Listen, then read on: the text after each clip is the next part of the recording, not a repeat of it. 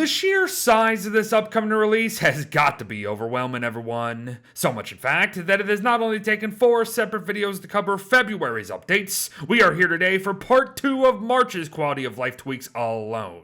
But if you missed part 1, I do suggest you add here to get caught up. But if you've already seen it, I think you already know how this video is about to go down. Better grab your notepads. As it's time for bullet points the video essentially, we can now stack items on the mouse, which is one of the greatest features ever, so thank you Clay. Quick drop is now enabled by default for all DLCs without the need of a mod, so thank you Clay. Crafting from a chest has now been implemented, so all you need is the resources to do so of course, so thank you Clay. But speaking of crafting, the bundling wrap recipe is now further up in the list of the menus for your preserving needs. The marble suit has had its own craft halved like it did for Don't Starve Together not too long ago. The insulated pack, the cat cap, potted ferns, the bat, and even the thunder hat have all gotten cheaper as well at the end of the day. Rabbit earmuffs are now available to craft straight off spawn if that matters to any of you out there. Some crafted structures have been changed, like how both our tents and siesta lean-tos now offer us more uses overall.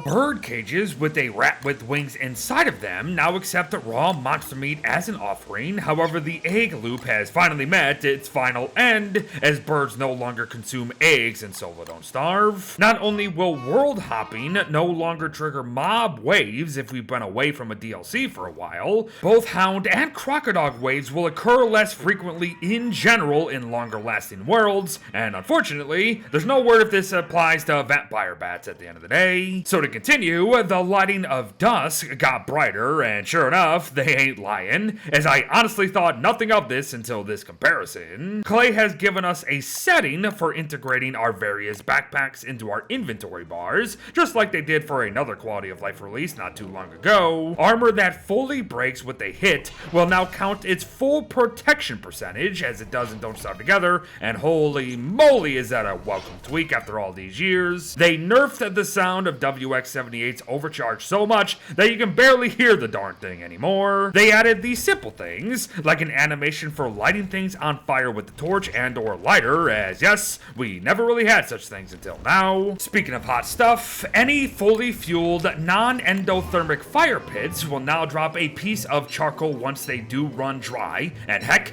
the obsidian fire pit specifically drops 2 to boot. Rainbow jellyfish, battleless wings, raw birch nuts, and leafy meat can now all be placed and used within a crockpot. However, this doesn't mean that leafy meat recipes have now come to Solo Don't Starve mind. More save slots have though, as we now have 10 of them to hopefully make good use of now. But to continue on in the menus here, we can now scroll through world settings page by page instead of column by column, and yes, that is a thing, so go ahead and see the difference for yourself outside of the beta. Turning mob spawners, resources, and otherwise on more or lots will now no longer flood the entire world with more or lots of that thing, and instead the setting will populate the appropriate biomes as seen here. Cave generations have supposedly been changed a bit to not have many quote-unquote bridges to nowhere appear. However, we aren't quite out of the woods there yet, as you can see. Loading screens have made their way over from Don't Starve Together, with a lot of them being the familiar vignettes we find in the curio cabinet over there, but I have seen a lot of Solo Don't Starve specific scenes from all DLCs at that, so enjoy. Speaking of, it's time we move over to those DLCs ourselves, as Dragoon eggs now have a pretty good chance of dropping obsidian when mined. Doys now float too, and that's all you need to know. The slot machine has done away with its minus 40 sanity per minute drain that once increased with every use, and now only drains our sanities by 5 per play. The brain of thought will no longer waste one of its 4 precious uses if we use it atop our noggins while crafting a recipe we already know, which is quite huge. Strong winds will no longer be able to uproot flowers. And lastly, both the tar extractor and sea yard now require an alchemy engine 2 prototype instead of being available right off spawn, which is totally the right decision, but it still kinda stings. But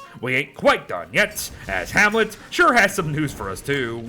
Hedges of most sorts can now burn, and I'm already dreading the potential of that come vampire waves come dusk. Lampposts now no longer turn off when we are in interiors, meaning infinite light where there shouldn't be is now a possibility. Claw palm saplings are now a stackable, usable item that we can plant at will and whenever we choose to, over being a single-use structure, if you know what I mean. Hippopotamus antlers can now not only be stacked, but can be traded once daily to hunter pigs for a solid 5 oinks each. Their biomes have been slightly altered as well, as lily pads now block all waves, which is pretty advantageous actually. Vortex cloaks now no longer cheat the system by providing protection at 0% durability, but as we learned yesterday, they're now easier than ever to refuel. Ghosts, nightmares, and even followers will no longer be able to set off pressure plates and thus traps within ancient pig ruins. The boat torch can now be crafted in Hamlet,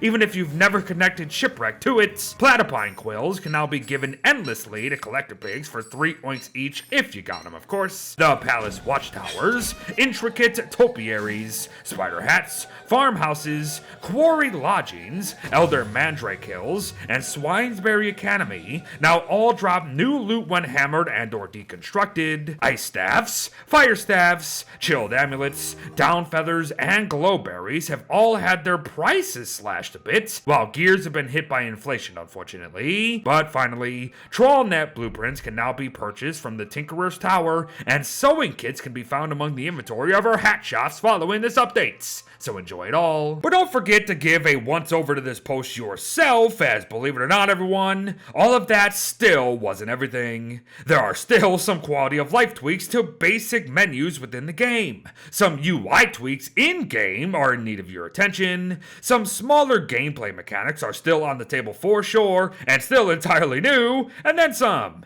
It's honestly mind-boggling just how enormous this update is, and then I remember that we still have February's updates to add to it. And here I thought part 2 here would be much shorter. But thanks for watching, folks. Well wishes to all. I'll be sure to stay on top of this release until it's time, and I'll see you in the next one. Bye-bye.